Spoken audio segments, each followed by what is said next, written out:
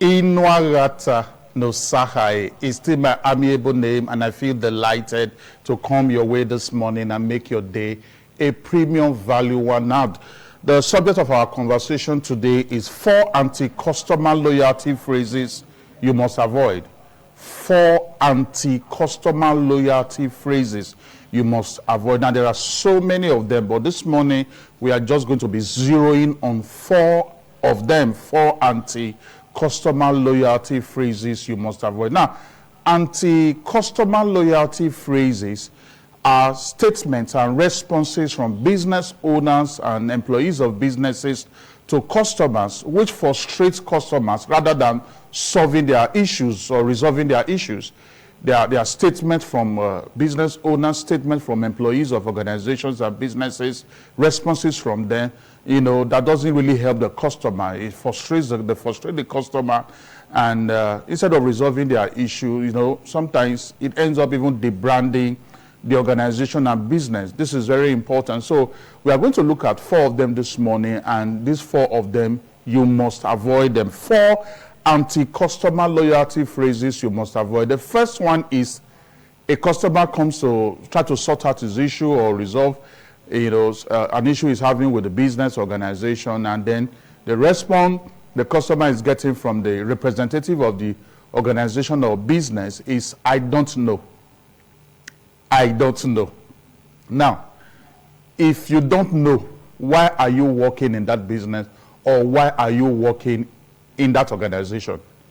You actually will not always have the answer every time to provide to the customer. What you would do, in that kind of situation is for you to quickly, tell the customer to give you some moment for you to have the issue sorted out with your colleagues, or escalate the issue upward to your superiors for answers. The phrase, the statement, "I don't know," is an anti-customer loyalty phrase that you must avoid. The second one is, "That is not my department." That is not my department. Now, understand this. When a customer comes to an organization or a business to have his issue resolved, that customer did not come to see a department. The customer came to see the business. The customer came to see the organization. And as a staff or employee of that business organization, you are the organization or business brand ambassador. As the brand ambassador of the business, you owe the system, you owe the organization, you owe the business the duty of making sure that the customer is properly directed, even if what he or she came for does not directly connect to your department or connect to your session. That is a duty you owe as a brand ambassador of that organization or that system. So the phrase, "That is not my department," must be avoided. Remember what I said.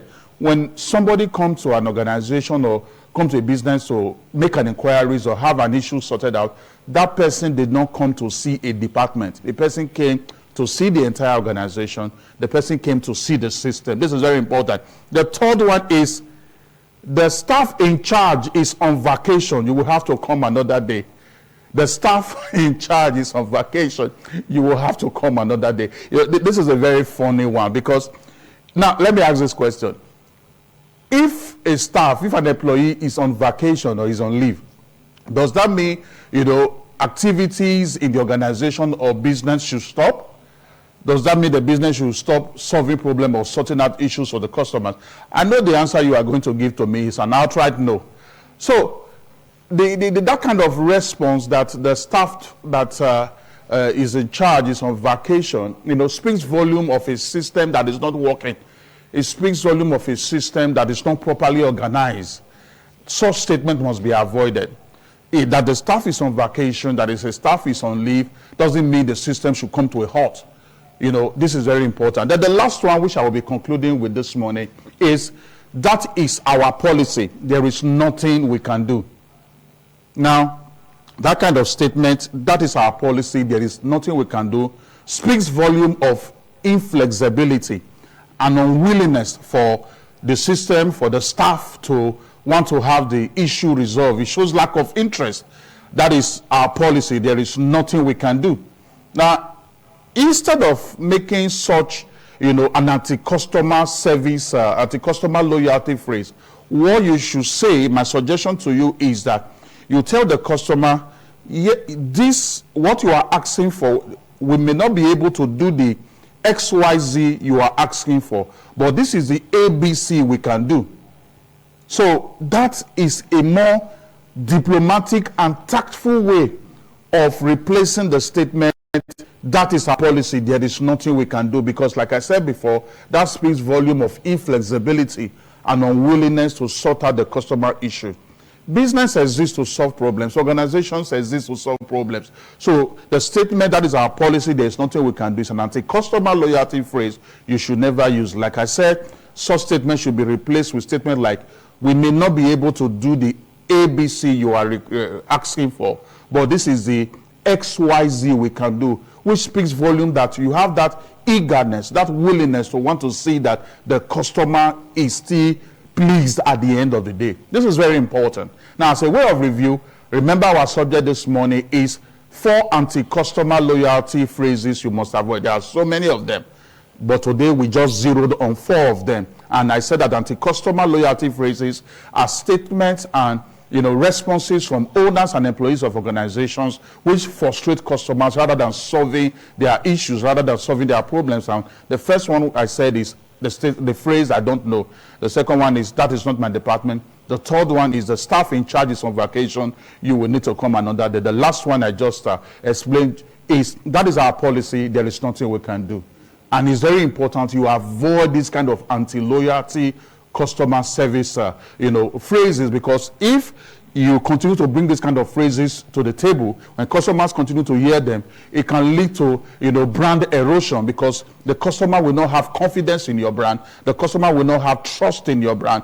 And if there is no confidence in your brand, if there is no trust in your brand, it means that the customer may start considering your competitors. This is very, very important. I believe that premium value have been added to you today, and what you need to do is to connect with me in my online space.